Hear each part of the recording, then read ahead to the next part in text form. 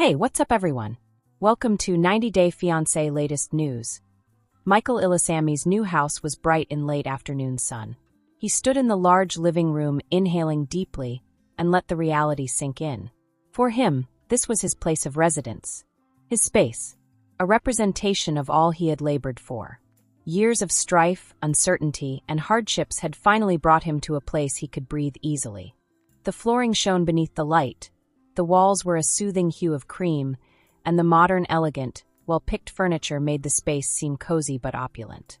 Michael felt the chill under his fingers ground him in the moment as he ran his palm over the smooth marble kitchen countertop. The kitchen by itself was a dream.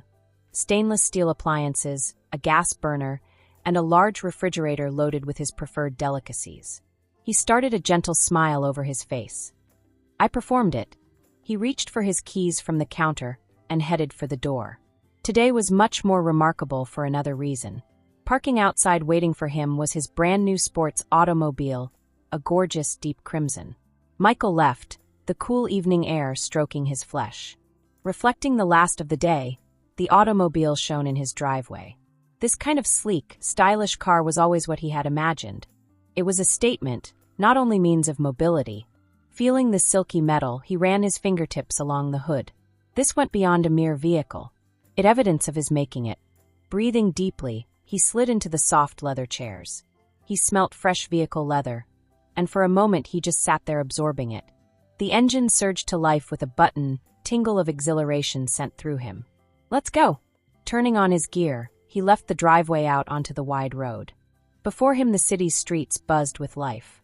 Traffic hummed as people rushed down walkways. Neon lights flashed as stores opened for the evening.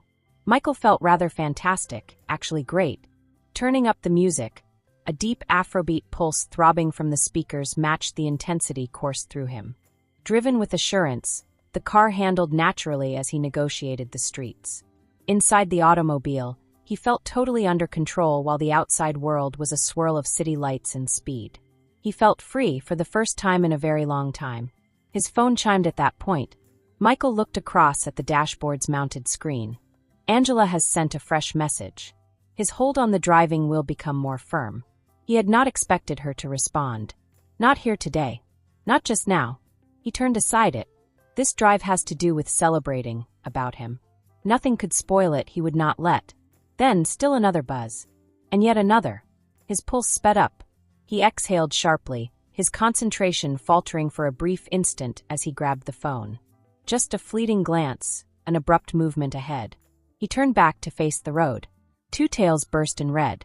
In front of him an automobile had stopped suddenly. As Michael wrenched the wheel and slammed his foot on the brake, his heart stammered. Crash! Metal turned. Glass breakers. His automobile smacked into the rear of the one ahead, sending a strong jolt through his body. His seatbelt locked firmly against his chest as his head shot forward. The planet whirled, the sound of crunching metal and screaming tires in his ears.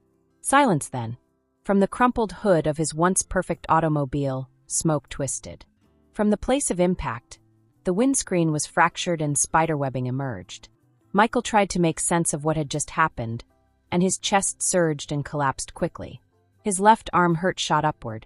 He moaned and grabbed it automatically. Something appeared to be off. The middle-aged woman driving the second car staggered out, her face pallid. She appeared stunned but not injured.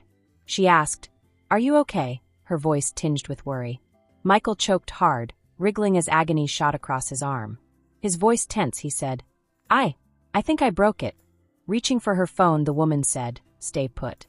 I am calling for an ambulance." Closing his eyes, Michael slanted back against the seat. Today was not intended to go like this.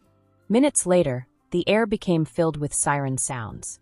As paramedics showed up on the site, flashing red and blue lights created spooky patterns over the debris. Michael's face twisted in pain as two EMTs gently pulled him out of the automobile. His left arm hung at an uncomfortable angle, and the smallest movement caused fresh waves of pain. One of the paramedics remarked, "You're lucky," after bandaging his arm temporarily in a sling. It could have been much worse. Michael breathed, trying to ignore his body's developing pain. He glanced across to his car, or what remained of it. The front was wrecked, the hood folded like paper. His imagined vehicle. Ruined. Securing him, they raised him onto a stretcher and then loaded him into the ambulance. He glimpsed one last view of the accident scene as the doors closed. The wrecked car, worried bystanders, flashing lights. He closed his gaze. Everything had changed right away. Apart from the constant beeping of the heart monitor and the sporadic murmur of nurses outside the door, the hospital room was silent. Michael lay in bed with his arm now in a cast. While the medicines lessened the worst of it, his body still hurt from the collision. His phone was on the bedside table. Every few minutes, fresh notifications lit the screen. Correspondence. Inquiries. Improvements. One name persisted in showing up. Angela. He looked away from the screen, then back at it. He couldn't handle it right now.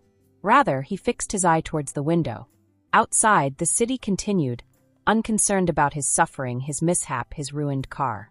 Life had veered still another unforeseen direction. Michael closed his eyes and took a slow inhale. He would face whatever tomorrow arrived with. But just now he just needed to relax. This gossip is over. If you liked the video, then give your opinion in the comment box and stay with us by subscribing the channel. Thank you.